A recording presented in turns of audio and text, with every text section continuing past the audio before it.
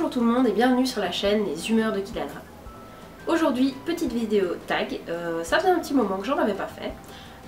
Et on va attaquer avec un gros morceau quand même.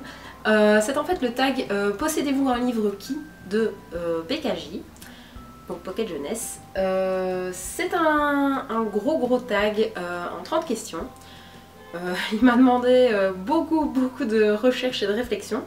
Donc voilà, je vais essayer de passer assez rapidement sur les réponses où j'ai pas grand chose à dire et peut-être de détailler un peu plus certains livres que j'ai déjà lus ou voilà, peut-être vous donner un petit avis de temps en temps. Alors on commence tout de suite pour ne pas traîner justement. Donc la première question c'est possédez-vous une série complète de plus de 3 tomes? Ma réponse est oui, puisque j'ai en ma possession et dans mes lectures très appréciées la saga complète de Arthur et les Minimoys, donc le tome 1, le tome 2, le tome 3 et le tome 4, j'aime bien vous les montrer parce qu'ils sont vraiment magnifiques. Donc Arthur et les Minimoys par Luc Besson chez Intervista. C'est une lecture que j'ai commencé ça a été ma toute première lecture scolaire dans le secondaire en fait. Le tome 1 s'était imposé et finalement je suis tombée complètement amoureuse de la saga et je l'ai continué, j'ai pas pu m'en empêcher. Numéro 2, possédez-vous un livre avec une tranche abîmée? Oui, effectivement. Voilà, j'ai des anciens folios, des anciennes très vieilles éditions, donc celui-ci je crois qu'il est de oui, 89 ou 90, donc 89 ou 90 pour les Français. Et donc c'est un livre que j'ai hérité déjà de mes cousins, etc. Donc c'est un livre qui a beaucoup vécu. Et effectivement, je sais pas si on le voit très bien, mais la tranche est pliée au milieu, elle est un peu toute morte. Voilà, le livre a souffert. Et d'ailleurs, en le prenant en main, je me rends compte qu'il avait pris l'eau un jour, ce qui est très dommage parce que c'est un livre que j'ai relu énormément de fois. C'est donc le François le Bossu de la Comtesse de Ségur. C'est pas forcément le plus connu de la Comtesse de Ségur, j'ai par exemple jamais lu Les Malheurs de Sophie, mais celui-là c'était vraiment une perle, je l'ai adoré, je l'ai relu au moins 5 ou 6 fois dans ma jeunesse, vraiment une chouette lecture. Numéro 3, possédez-vous un livre avec une préface? Alors là j'ai dû chercher un peu plus parce que souvent quand il y a une préface c'est soit un classique avec une préface de quelqu'un, soit un livre qui traite d'autres choses, enfin qui n'est pas vraiment un roman. Et effectivement le livre que j'ai trouvé n'est pas vraiment un roman, c'est Contre-culture confiture, essayez de le prononcer 3 fois très vite. De Ismène de Beauvoir, donc aux éditions FIP. Je l'avais acheté à la foire du livre de Bruxelles. Où il était offert, je crois, à l'achat d'autres livres des éditions FIP, je ne sais plus très bien. Je l'avais commencé, je ne l'ai jamais terminé. C'est plus un petit traité de la culture web, plus ou moins. Enfin, voilà, c'est encore un peu vague dans ma tête, mais il a bel et bien une préface. Numéro 4, possédez-vous un livre dans une langue étrangère? Eh bien oui. Je vous ai ressorti Reflected in You, le tome 2 de la saga Crossfire par Sylvia Day, en anglais donc. Je n'ai absolument pas lu ce tome, je n'ai pas lu le tome 1 non plus. En fait, j'ai gagné ce roman grâce aux éditions J'ai lu. Oui, je pense. Oui. D'ailleurs, j'ai encore le petit mot. Je l'ai gagné en concours sur internet. Je m'étais dit que j'allais trouver le tome 1 pour pouvoir lire la saga et finalement je ne me suis jamais lancée dedans. Donc voilà, c'est très dommage, mais il est en VO et il attend dans ma palle. Alors sur ce livre-ci, on va passer très rapidement. Question 5, possédez-vous un livre que vous ne lirez sans doute jamais? Oui, carrément. Au début je me suis dit que c'était pas possible dans ma palle et si, en fait si. Donc je vous présente Glauben ist menschlich, mon accent allemand est parfait, donc de Peter Kliman. C'est en fait un livre théologique philosophique qu'on avait dû acheter quand j'ai fait ma demi-année en Allemagne. Donc en fait je ne l'ai jamais lu ni pour le cours ni plus tard. Possédez-vous un livre que vous avez détesté? Alors je le possède effectivement, je ne saurais pas vous le montrer physiquement donc je vais l'insérer quelque part par ici. Il s'agit en fait de Survivre avec les loups de Misha de Fonseca, qui est un livre que j'ai vraiment pas aimé du tout. Il y avait des moments très glauques, il y a des passages très durs. Et ce qui m'a fait vraiment encore plus détester ce livre, c'est quand j'ai appris en même temps que le reste du grand public, quelques années plus tard, que cette soi-disant histoire vraie de courage, etc., était en fait purement inventée. Et je me suis dit après coup que franchement, pour écrire des trucs aussi glauques, faire croire que ça vous est arrivé à vous, et en fait avoir inventé un gros bobard, il fallait vraiment être dérangé. Donc voilà, c'est vraiment un livre que j'ai détesté. Il est quelque part dans une caisse, dans le grenier de chez mes parents, donc je le possède techniquement, mais je ne le veux plus dans ma bibliothèque. Alors pour ce point-ci, ça a été très difficile. On me demandait de trouver, question numéro 7, donc un livre avec plus de 3 feuilles vierges à la fin. Alors non seulement je ne comprends pas l'intérêt de cette pratique, mais heureusement la plupart de mes livres m'ont donné raison, puisque j'ai vraiment eu du mal à trouver. J'ai finalement trouvé celui-ci qui est une grosse édition hardback du tome 1 de Cuchiel de Jacqueline Carré, donc aux éditions Bragelonne. J'essaie qu'il n'y ait pas trop de reflets dedans. Et effectivement, il y a, si on va voir à la fin, il y a des feuilles qui ne servent à rien du tout. Voilà. Numéro 8, possédez-vous un livre que vous avez lu plusieurs fois? Oui, j'en ai même beaucoup. Quand j'étais plus jeune surtout, je relisais beaucoup les mêmes livres, j'étais beaucoup moins prise de cette frénésie d'achat que j'ai maintenant.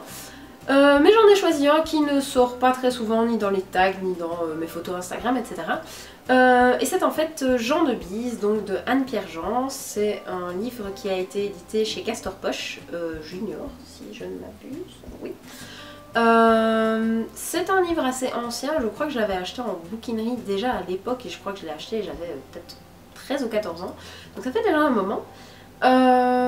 C'est une histoire vraiment sympa, très simple par rapport à ce qu'on peut lire aujourd'hui, j'ai envie de dire.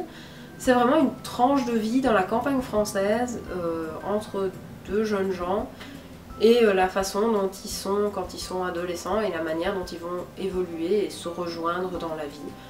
Voilà, c'est très simple, mais c'est beau, ça sonne juste, et c'est vraiment une très chouette lecture que j'ai déjà relue 1 ou 2 fois comme ça, pour le pur plaisir. Question numéro 9, je vais pas trop m'attarder sur lui. Est-ce que vous avez un livre qui a une couverture argentée?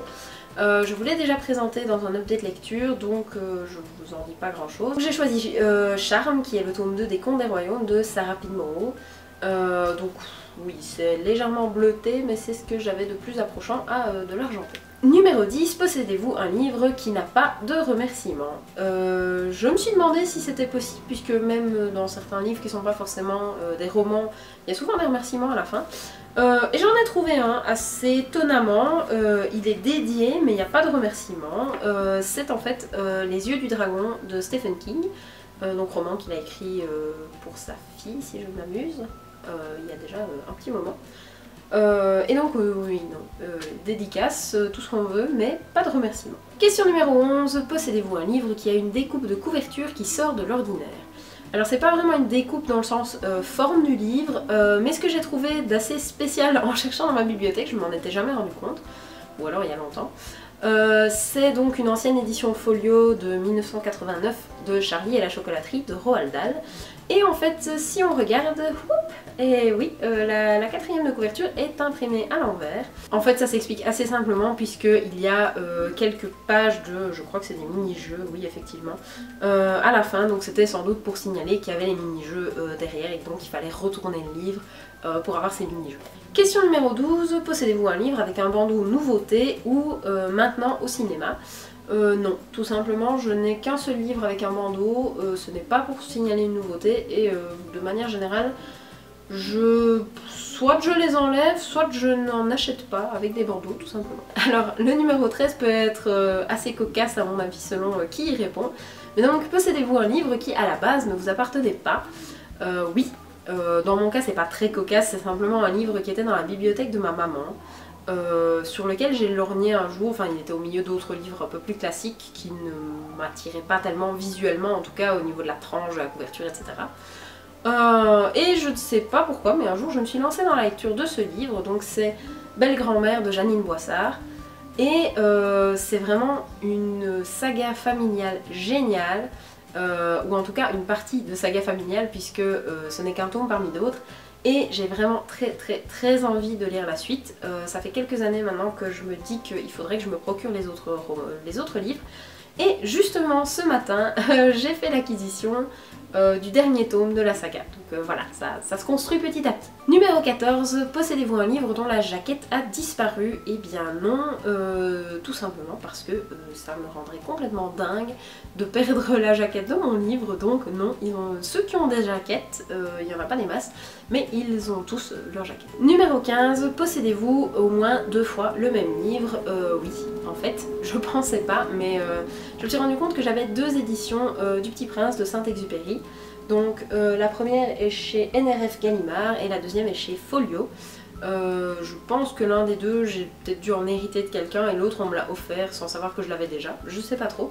Mais voilà, en tout cas j'ai 2 très jolies éditions. Numéro 16, possédez-vous un livre sans nom d'auteur? Eh bien j'ai même cherché dans les livres de cuisine, dans les livres pratiques, dans les guides geeks, etc. Non, en fait, ils ont tous un nom d'auteur, ce qui me semble normal, puisque quand on écrit quelque chose, on a, me semble-t-il, envie de le partager sous son nom ou sous au minimum son pseudonyme. Numéro 17, possédez-vous un livre au format atypique? Donc pour différencier par rapport à la couverture, donc ici j'ai vraiment cherché quelque chose en rapport avec le format du livre en lui-même. Donc en roman, je vous ai sorti cette vieille édition de 1995, donc 95, du livre de la jungle de Kipling. C'est le texte intégral en bibliothèque Lattès et dans un style très différent. Voilà, j'ai des petits livres de cuisine qui ne payent pas de mine et qui sont en fait des micro carrés chez Hachette Pratique. Numéro 18, est-ce que vous possédez des e-books? Oui, j'en ai quelques-uns. Notamment via une plateforme qui distribue un livre gratuit par jour sous forme d'e-book. Parfois c'est un extrait, parfois c'est un livre complet. Donc voilà, je vais vous mettre quelques petites couvertures un peu autour de moi pour vous montrer quelques-uns des e-books que j'ai en stock. Mais voilà, je n'en lis pas des masses, c'est plus de temps en temps une petite romance ou un petit quelque chose pour lequel j'ai pas forcément envie d'acheter le livre papier ou que j'ai peut-être envie dont j'ai envie d'avoir un aperçu ou de le découvrir avant de l'acheter au format papier. Numéro 19, possédez-vous une série dont les tranches forment un motif ou un dessin? J'ai cherché, je trouve ça absolument magnifique quand j'en vois dans les bibliothèques, mais malheureusement je n'en ai pas. Numéro 20, possédez-vous des livres dérivés d'une série, c'est-à-dire des nouvelles ou des livres compagnons, etc. Donc par exemple un tome 2.5 ou un hors-série, etc. C'est pas tout à fait ça que j'ai trouvé, mais je trouve que ça peut s'y rapporter. Ce sont en fait les 2 romans qui ont été édités récemment, donc les Contes de Biddle le Barde et le Quidditch à travers les âges de J.K. Rowling, tout simplement, et que mon chéri m'a offert à Noël. Numéro 21, possédez-vous tous les livres publiés d'un auteur?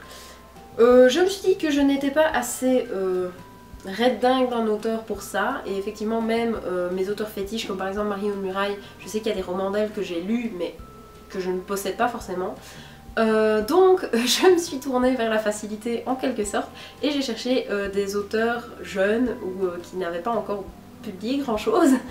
Donc en fait je me suis retrouvée avec La Cité des Abysses qui est le tome 1 du cycle des Kiss d'Ariane Bricard. Beaucoup de reflets parce que c'est une très jolie édition, des éditions du Héron d'Argent et qui font des très jolies choses avec de l'argenté, des dorures, etc. Mais c'est un peu difficile à filmer les gars. Numéro 22, possédez-vous un livre avec pour thème le voyage dans le temps? Et oui, puisque je vous ai présenté, je pense, il n'y a pas très longtemps, mon avis sur Rouge Rubis, qui a été une de mes lectures récentes. C'est effectivement tout à fait dans le thème du voyage dans le temps. Je ne spoil pas plus que ça, mais oui, on est en plein dans le thème et c'était une très chouette lecture pour ceux qui se poseraient la question. Numéro 23, possédez-vous une intrigue qui se déroule dans un vaisseau spatial? Oui. Je suis pas très SF en général, mais grâce à Phobos, je peux répondre oui à cette question. Donc c'est Phobos, le tome 1 de Victor Dixon. J'ai aussi le tome 2 que j'ai lu, oui effectivement. Je n'ai pas encore attaqué le tome 3, ça viendra bientôt. Mais oui, ça se passe majoritairement dans un vaisseau spatial pendant presque tout le tome 1 et une grosse partie du tome 2. Numéro 24, possédez-vous des livres que vous avez achetés pour leur couverture? Oui, complètement. Notamment, je crois que je l'avais déjà dit, mais donc la trilogie des gemmes, rouge rubis, bleu saphir et vert émeraude, que j'ai désespérément cherché sur les sites de seconde main parce que je ne supporte pas les livres avec la couverture de l'affiche du film quand le film est sorti, et donc je voulais vraiment les couvertures originales. Et on arrive bientôt à la fin, puisqu'avec ce numéro 25, en fait je n'ai aucun livre à vous montrer. On me demande un livre dont l'intrigue se passe en Australie, et à ma grande surprise en fait je n'en ai pas. Je pense que j'en ai déjà lu dans les collections Harlequin, etc. Ça me dit quelque chose d'avoir lu des choses qui se passent en Australie, mais là en ma possession pour le moment, non.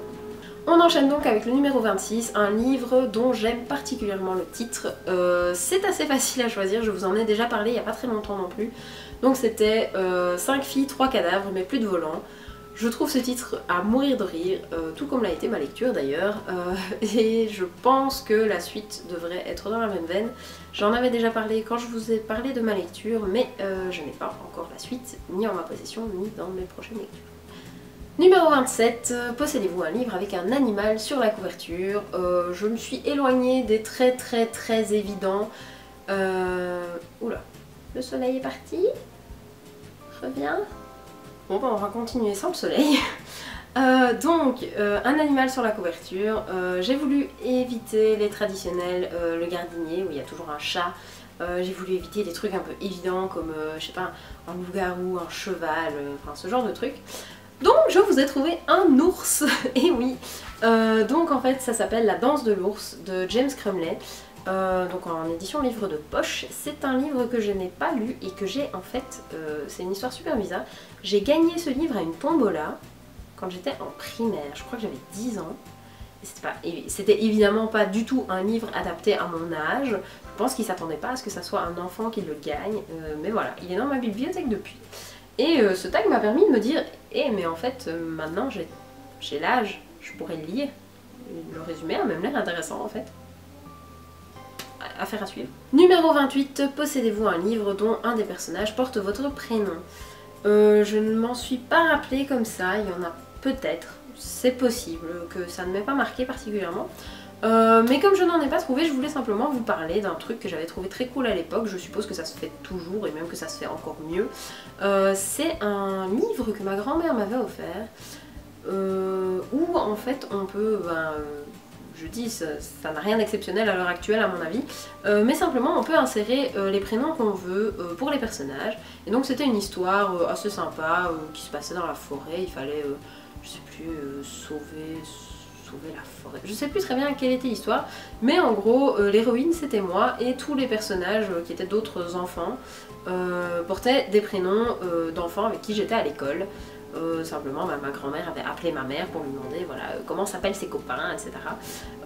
Mais je trouve que quand tu es petit, même si en tant qu'adulte ça n'a pas l'air fou d'insérer ce genre de prénom, enfin de ce genre de système dans un livre, quand tu es petit, recevoir un livre dont avec vraiment ton prénom, c'est pas encore un livre dont tu es le héros, où on te parle en tu et où tu dois faire des choix, c'est vraiment un livre où on se dit mais quelqu'un me connaît et il a écrit une aventure sur moi et ça paraît complètement dingue et j'ai trouvé que c'était vraiment quelque chose de sympa, donc j'ai voulu vous en reparler aujourd'hui. Numéro 29, courage, on atteint la fin.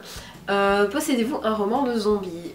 Jusqu'à il y a peu j'aurais dû dire non parce que ce n'est vraiment pas un type de lecture qui m'attire au premier abord, mais j'ai testé une box livresque il n'y a pas très longtemps, et j'ai reçu un roman dedans qui est donc un roman qui parle entre autres de zombies. Ce sont donc les Carnets du Ravage de Frédéric Lorient par l'éditeur Oscar Éditeur.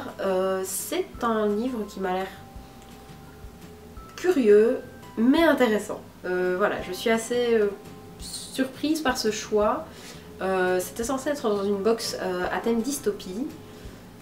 Oui, effectivement, quand il y a des zombies en action, on peut parler de dystopie, mais peut-être aussi d'apocalypse, donc je sais pas trop dans quelle case je dois le ranger, donc j'attends de l'avoir lu pour me décider. Et enfin, question numéro 30, possédez-vous un livre qui n'est pas dans votre bibliothèque parce que vous l'avez prêté? Oui, j'en ai plusieurs en ce moment. J'ai semé des livres en fait dernièrement un peu partout autour de moi.